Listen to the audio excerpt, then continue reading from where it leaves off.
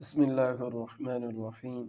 آج انشاءاللہ العزیز ہمارا موضوع جو ہے وہ حضرت آدم علیہ السلام کے جسم میں روح کس دن پھونکی گئی، اور اسی حوالہ سے ہماری گفتگو ہونے والی ہے۔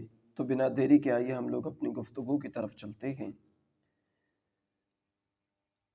مسلم شریف کی ایک روایت میں ہے، اللہ تعالیٰ نے حضرت آدم علیہ السلام کو مخلوق کے آخر میں جمعہ کے دن عصر کے بعد دن کی آخری ساعت میں عصر سے لے کر رات تک کے درمیان پیدا فرمایا۔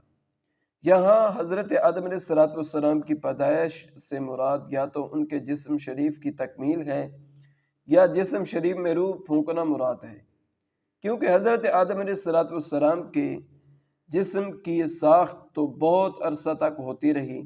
ہر قسم کی مٹی پانی کا جمع فرمانا، پھر اس کا خمیر کرنا، پھر اعضاء ظاہری باطنی کا بنانا، پھر بہت روز تک سکھانا، اس میں بہت دن لگے۔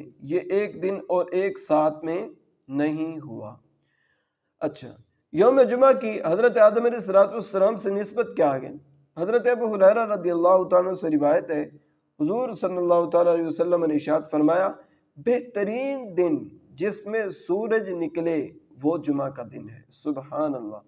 اسی دن حضرت آدم علیہ السلام کو پیدا کیا گیا، اسی دن انہیں جنت سے زمین پر اتارا گیا، اسی دن ان کی توبہ قبول فرمائی گئی، اسی دن ان کی وفات ہوئی، اور اسی دن قیامت قائم ہوگی۔ سبحان اللہ، سبحان اللہ۔ بے شک حقیقت ہے، اس میں کوئی شک و شبہ نہیں ہے۔ حضرت آدم علیہ السلام کو چھینک آنا، حضرت آدم علیہ السلام کو چھینک آئی۔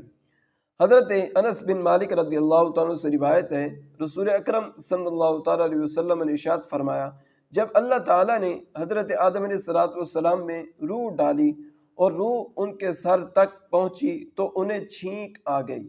آپ علیہ السلام نے کہا، الحمدللہ رب العالمین، سب تعریفیں اللہ کے لیے ہیں جو تمام جہاں والوں کا پالنے والا ہے۔